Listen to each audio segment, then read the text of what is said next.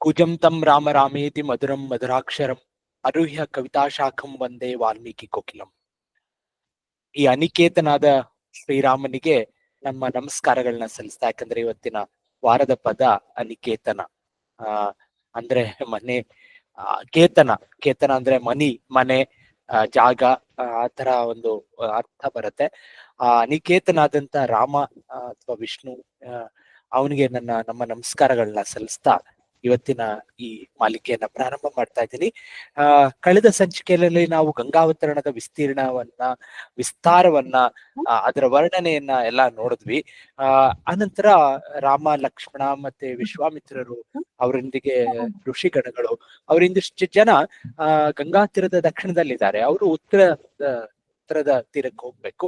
ಆಗ ನಾವೆಗಳೆಲ್ಲ ಬರುತ್ತೆ, ಎಲ್ಲಾರು ಸುಖಾಸೀನರಾಗಿ ಉತ್ತರ ತೀರಕ್ಕೆ ಹೋಗ್ತಾರೆ. ಉತ್ತರ ತೀರಕ್ಕೆ ಹೋಗಿ ಅಲ್ಲಿ ಒಂದು ವಿಶಾಲವಾದಂತ ಜಾಗ ಇರುತ್ತೆ, ತುಂಬಾ ಸುಂದರವಾಗಿರುತ್ತೆ, ಅದ್ಭುತವಾಗಿರುತ್ತೆ. ಆಗ ರಾಮ ಸಂತೋಷಗೊಂಡು, ಇದು ಎಲ್ಲಿಗೆ ಬಂದ್ವಿ ವಾಲ್ಮೀಕಿಗಳೇ ಅಂತ. ಮತ್ತೆ ರಾಮನ ಆ ಸ್ವಭಾವ, ಅವನ ಕ್ಯೂರಿಯಾಸಿಟಿ, ಅವನ ಕುತೂಹಲತೆ ಎಷ್ಟು ಚೆನ್ನಾಗಿತ್ತು ಅಂತ ಅಂದ್ರೆ, ಅಲ್ಲಿರ್ತಕ್ಕಂಥ ಸ್ಥಳ ಮಹಿಮೆ, ಅಲ್ಲಿರ್ತಕ್ಕಂಥ ಜನರ ಮಹಿಮೆ, ಅಲ್ಲಿ ಏನು ನಡೀತು, ಅವರ ವಂಶಾವಳಿ, ಹೀಗೆ ಹಲವಾರು ವಿಷಯಗಳ ಬಗ್ಗೆ ರಾಮನ್ಗೆ ತುಂಬಾ ಆಸಕ್ತಿ. ಅದನ್ನ ವಿಶ್ವಾಮಿತ್ರರು ಇಲ್ಲಿ ಮತ್ತೆ ಬಿಡಿಸಿ ಹೇಳ್ತಾರೆ. ಆಗ ಇಲ್ಲಿ ಎಲ್ಲಿಗೆ ಬರ್ತಾರೆ ಅಂತ ಅಂದ್ರೆ, ಇವರು ಒಂದು ಜಾಗಕ್ಕೆ ಬರ್ತಾರೆ. ಆ ಜಾಗಕ್ಕೆ ವಿಶಾಲ ನಗರ ಅಂತ ಹೇಳ್ತಾರೆ. ಆ ವಿಶಾಲ ನಗರಕ್ಕೆ ಯಾಕೆ, ಅದಕ್ಕೆ ಭಾವಿಯಾಗಿ ಎರಡು ಕಥೆಗಳು ಇಲ್ಲಿ ಜನಜನಿತವಾಗಿದೆ. ಒಂದು ಇಂದ್ರನ ಕಥೆ. ಆ ಇಂದ್ರನ ಕಥೆ ಮತ್ತೆ ಆ ಇಂದ್ರನ ಕಥೆಗೆ ಸಂಬಂಧಪಟ್ಟಂತ ಎರಡು ಕಥೆಗಳು. ಒಂದು ಮೊದಲನೇ ಕಥೆ ಸಮುದ್ರದ ಮಂಥನ ಅಥವಾ ಸಮುದ್ರ ಮಥನದ ಕಥೆ. ಎರಡನೇದು ದಿತಿ ಮತ್ತು ಅದಿತಿ, ದಯವಿಟ್ಟು ಕ್ಷಮಿಸಿ, ದಿತಿ ಮತ್ತೆ ತಪಸ್ಸು ಮಾಡಿ ಇಂದ್ರನನ್ನ ಕೊಲ್ಬೇಕು ಅಂತ ಮತ್ತೆ ಅವಳಿಗೆ ಬಸುರು ಆಗಿದ್ದು, ಸಪ್ತಮರುದ್ರ ಹುಟ್ಟಿದ್ದು. ಈ ಎರಡು ಕಥೆಗಳ ಬಗ್ಗೆ ಹೇಳ್ತಾರೆ. ನಮ್ಗೆ ಗೊತ್ತಿರೋ ಹಾಗೆ ಪ್ರಜಾಪತಿ ಕಶ್ಯಪನ ಹೆಂಡತಿಯರು ದಿತಿ ಮತ್ತೆ ಅದಿತಿ. ದಿತಿಯ ಮಕ್ಕಳು ದೈತ್ಯರು, ಅದಿತಿಯ ಮಕ್ಕಳು ಆದಿತ್ಯರು. ಆದ್ರೆ ಆದಿತ್ಯರಲ್ಲಿ ಅತಿ ಸಣ್ಣವನೇ ವಿಷ್ಣು. ಆದಿತ್ಯರು ಅಂತಂದ್ರೆ ದೈವಗಣಕ್ಕೆ ಸೇರಿದಂತವ್ರು, ಒಳ್ಳೆಯವರು, ಒಳ್ಳೆ ಕೆಲಸ ಮಾಡ್ತಕ್ಕಂಥವ್ರು. ದೈತ್ಯರು ಅಥವಾ ರಾಕ್ಷಸರು ಎರಡೂ ಬೇರೆ ಕುಲಗಳೇ ಅಂತ ಆದ್ರೂ ಕೂಡ ಒಂದು ರೀತಿಯಾದಂತ ಸಮೀಕರಣ ನಾವು ಇಲ್ಲಿ ಮಾಡ್ಬೋದು. ಇವರಿಬ್ರು ದೈತ್ಯರು ಮತ್ತೆ ಆದಿತ್ಯರು ಇಬ್ರು ಎಲ್ಲ ಸೇರ್ಕೊಂಡು ಮರಣ, ಮುಪ್ಪು, ಅದ್ಯಾವುದು ಜಯಿಸ್ಬೇಕಾದಂತ ಒಂದು ಶಕ್ತಿ ನಮ್ಮಲ್ಲಿ ಬರ್ಬೇಕು ಅಂತ ಯೋಚನೆ ಮಾಡ್ತಾರೆ. ಆಗ ಅವ್ರಿಗೆ ಒಂದು ಸಲಹೆ ಬರುತ್ತೆ. ರಾಮಾಯಣದಲ್ಲಿ ಅದರದ್ದು ಯಾರಿಂದ ಬರುತ್ತೆ, ಹೇಗೆ ಕಂಡುಕೊಂಡ್ರು ಅಂತ ಯಾವ ಡೀಟೇಲ್ಸು ಬರಲ್ಲ. ತುಂಬಾ ಸಣ್ಣದಾಗಿ ಎಷ್ಟ್ ಬೇಕೋ ಅಷ್ಟು ಹೇಳಿ ವಾಲ್ಮೀಕಿಗಳು ಮುಂದೆ ಹೋಗ್ತಾರೆ.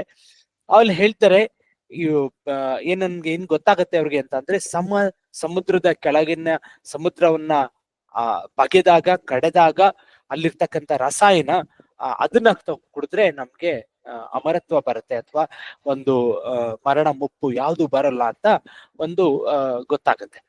ಹಾಗೆ ಅವರು ಅದನ್ನ ಸಮುದ್ರವನ್ನ ಕಡಿಬೇಕಲ್ವಾ, ಅದಕ್ಕೆ ಆಕರಗಳು ಬೇಕು. ಅದಕ್ಕೆ ಮೊದಲನೇದಾಗಿ ಮಂದ್ರ ಪರ್ವತವನ್ನ ಕಡಗೋಲಾಗಿ ಅಥವಾ ಒಂದು ಸಾಧನವರಾಗಿ ತಗೊಂಡ್ ಬರ್ತಾರೆ. ಅದಕ್ಕೆ ಹಗ್ಗ ಬೇಕು. ಹಗ್ಗವನ್ನ ವಾಸುಕಿಯನ್ನ ತಗೊಂಡ್ ಬಂದು ಸುತ್ತಿ ಕಡಿಯಕ್ಕೆ, ಭೂಮಿಯನ್ನ ಅಥವಾ ಅಗಿಯೋಕೆ ಸಮುದ್ರವನ್ನ ಪ್ರಾರಂಭ ಮಾಡ್ತಾರೆ. ಆಗ 1,000 ವರ್ಷ ಮಾಡಿದ್ರಂತೆ. 1000 ಅಥವಾ 10,000, 1 ವರ್ಷ, ಅದನ್ನ ಯಾವ್ದನ್ನು ನಾವು ಅಷ್ಟೊಂದು ಟೈಮ್ ಲೈನ್ ಬಗ್ಗೆ ಅಷ್ಟೊಂದು ಗಮನ ಬಗ್ಗೆ ಕೊಡಬಾರ್ದು. ಈ ಒಂದು ಕಥೆಗಳನ್ನ ಕೇಳ್ಬೇಕಾದ್ರೆ ಹೇಗೆ 1000 ವರ್ಷ ಅಂತ ಒಂದು ಪ್ರಶ್ನೆ ಉದ್ಭವ ಆಗುತ್ತೆ. ನಾವು ರಾಮಾಯಣದ ಮೊದಲಿನಲ್ಲೇ ಹೇಳ್ಬಿಟ್ಟಿದ್ವಿ, ವಿಲ್ಲಿಂಗ್ ಸಸ್ಪೆನ್ಷನ್ ಆಫ್ ಡಿಸ್ಬಿಲೀಫ್ ಅಂತ. ಸೊ ಹೀಗಾಗಿ ಅದನ್ನ ಇದೆ ಅಂತ ಒಪ್ಕೊಂಡು ಮುಂದೆ ಹೋಗೋಣ, ಅದ್ರ ಸ್ವಾರಸ್ಯಗಳನ್ನ ತಿಳ್ಕೊಳ್ಳೋಣ.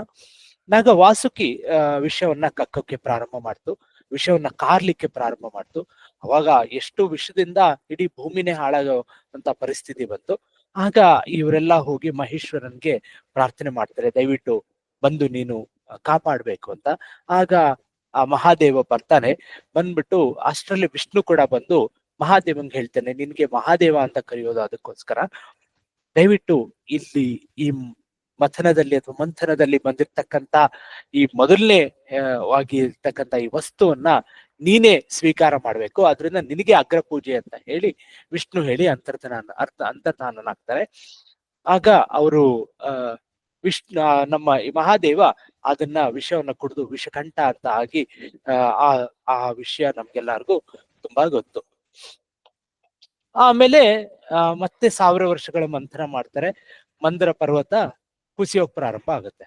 ಆಗ ಮತ್ತೆ ಹೇಗೆ ಅದನ್ನ ಮುಂದುವರ್ಸೋಕ್ಕಾಗಲ್ಲ ಅಂತ ಹೇಳಿ ವಿಷ್ಣುವಿನ ಕುರಿತು ಮತ್ತೆ ಪ್ರಾರ್ಥನೆ ತಪಸ್ಸು ಎಲ್ಲ ನಡೆಯುತ್ತೆ. ಆಗ ನಮಗ್ ಗೊತ್ತಿರೋ ಹಾಗೆ ವಿಷ್ಣು ಕೂರ್ಮ ಅವತಾರವನ್ನ ತಾಳಿ ಅವನ ಬೆನ್ನಿನ ಮೇಲೆ ಮಂದಾರ ಪರ್ವತವನ್ನ ಹೊತ್ಕೋತಾನೆ. ಆಗ ಮತ್ತೆ ಅದು ಮುಂದೆ ನಡೆಯುತ್ತೆ.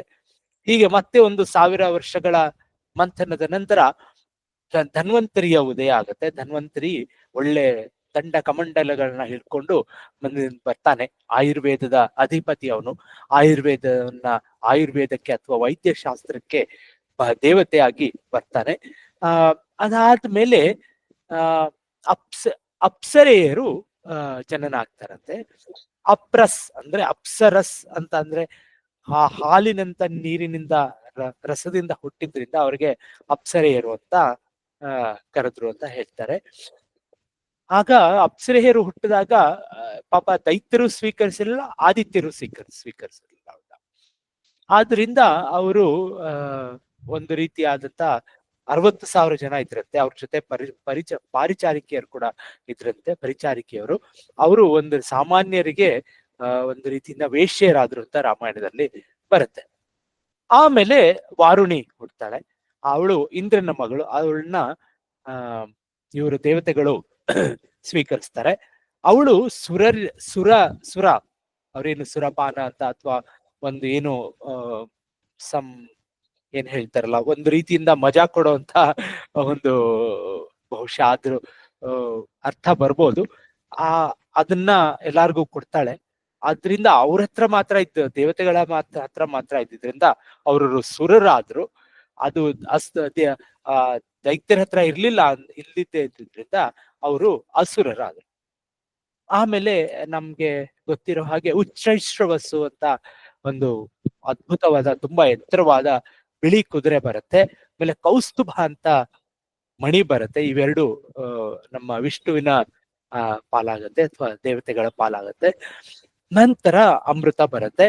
ಆಗ ಅಲ್ಲಿ ಜಗಳ ಪ್ರಾರಂಭ ಆಗತ್ತೆ, ದೊಡ್ಡ ಜಗಳ ಆಗತ್ತೆ. ಆಗ ವಿಷ್ಣು ಮೋಹಿನಿಯ ರೂಪದಲ್ಲಿ ಅದನ್ನ ಅಪಹರಣ ಮಾಡ್ಬಿಟ್ಟು ಅದನ್ನ ಯಾರು ನಮ್ಮ ಆದಿತ್ಯರ ಅಥವಾ ದೇವತೆಗಳ ಪಾಲಾಗತ್ತೆ. ಅದನ್ನ ಕಂಡು ದೈತ್ಯರು ತುಂಬಾ ಕೋಪಗೊಂಡು ಅವ್ರ ಜೊತೆ ಯುದ್ಧ ಮಾಡ್ಲಿಕ್ಕೆ ಪ್ರಾರಂಭ ಮಾಡ್ತಾರೆ. ಆಗ ವಿಷ್ಣುವಿನ ಸಹಾಯದಿಂದ ಕೂಡ ಇಂದ್ರ ಆ ದೈತ್ಯರನ್ನೆಲ್ಲ ಸಂಹಾರ ಮಾಡ್ಬಿಡ್ತಾನೆ. ಆ ದೈತ್ಯರ ಸಂಹಾರ ಮಾಡಿದಾಗ ಈ ಒಂದು ಸಮುದ್ರ ಮಥನದ ಕಥೆ ಮುಗಿಯುತ್ತೆ. ಆದ್ರೆ ಇದರಿಂದ ಇದ್ರ ಒಂದು ಏನಾಗುತ್ತೆ ಇದಾದ್ಮೇಲೆ ಅಂತ ಅಂದ್ರೆ, ನನ್ಗೆ ಇದ್ರಲ್ಲಿ ಸ್ವಾರಸ್ಯಗಳು ಬಂದಿದ್ದು. ಎಷ್ಟು ಬೇಕೋ ಅಷ್ಟು ಹೇಳ್ಬಿಟ್ಟು ಮುಂದೆ ಹೋಗ್ಬಿಟ್ಟಿದ್ದಾರೆ. ವಾಲ್ಮೀಕಿಯವರು ಅದನ್ನ ಬರ್ತಿದ್ದಾರೆ. ಬಟ್ ವಿಶ್ವಾಮಿತ್ರರು ಎಷ್ಟು ಬೇಕೋ ಅಷ್ಟು ಹೇಳಿದ್ರು ರಾಮನ್ಗೆ ಎಷ್ಟು ಇನ್ಫಾರ್ಮೇಶನ್ ಬೇಕು ಅಂತ. ಇಲ್ಲಿ ತುಂಬಾ ಈ ಸಮುದ್ರ ಮಥನದ ಬಗ್ಗೆ ಭಾಗವತದಲ್ಲಿ ಅಥವಾ ಬೇರೆ ಪುರಾಣಗಳಲ್ಲಿ ಬಂದಂತ ತುಂಬಾ ಡೀಟೇಲ್ಸ್ ಬರಲ್ಲ. ಲಕ್ಷ್ಮಿ ಬಗ್ಗೆ ಏನು ಗೊತ್ತಾಗಲ್ಲ, ಕಾಮಧೇನು ಬಗ್ಗೆ ಗೊತ್ತಾಗಲ್ಲ.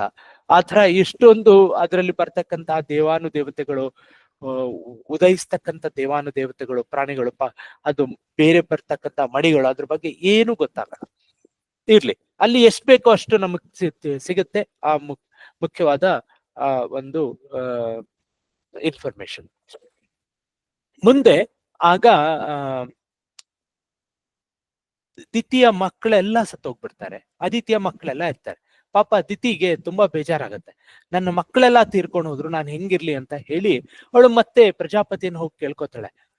ನಾನು ತಪಸ್ಸು ಮಾಡ್ತೀನಿ 1000 ವರ್ಷಗಟ್ಲೆ, ನನಗೆ ಇಂದ್ರನನ್ನ ಕೊಲ್ಲುವಂತ ಮಗನ್ನ ದಯವಿಟ್ಟು ದಯಪಾಲಿಸಿ ಅಂತ.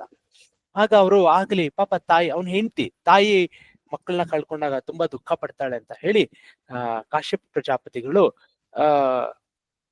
ಆಗ್ಲಿ ನೀನು ಹೋಗ್ಬಾ ಅಂತ ಹೇಳಿ ಅವಳಿಗೆಲ್ಲ ಮೈಯೆಲ್ಲ ತಡವಿ 1000 ವರ್ಷಕ್ಕೆ ಅವಳು ತಪಸ್ ಮಾಡ್ತಾಳೆ. ಆ ತಪಸ್ ಮಾಡಿದ್ದು ಜಾಗ ಈ ವಿಶಾಲ ನಗರ. ಅದ್ರ ಬಗ್ಗೆ ಅದರ ಒಂದು ಮುಂದಿನ ಕಥೆಯನ್ನ ನಾವು ಮುಂದಿನ ಸಂಚಿಕೆಯಲ್ಲಿ ಕೇಳೋಣ ಅಂತ ಹೇಳ್ತಾ, ಶ್ರೀರಾಮ ರಾಮ ರಾಮೇತಿ ರಮೇ ರಾಮೇ ಮನೋರಮೆ ಸಹಸ್ರನಾಮ ತತ್ತುಲ್ಯಂ ರಾಮನಾಮ ವರಾನನೆ ಅಂತ ಹೇಳ್ತಾ ಇವತ್ತಿನ ಈ ಸಮುದ್ರದ ಮಥನ ಅಥವಾ ಸಮುದ್ರ ಮಂಥನದ ಕಥೆಯನ್ನ ಮುಗಿಸ್ತೀನಿ. ನಮಸ್ಕಾರ.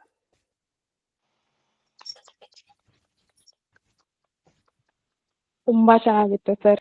ಶ್ರೀರಾಮನಿಗೆ ನಮನ ಸಲ್ಲಿಸುತ್ತಾ ರಾಮನ್ ಕೇಳ್ತಾ ಇದ್ಯಾ? ಕೇಳಿಸ್ತಾ ಇದ್ಯಾ?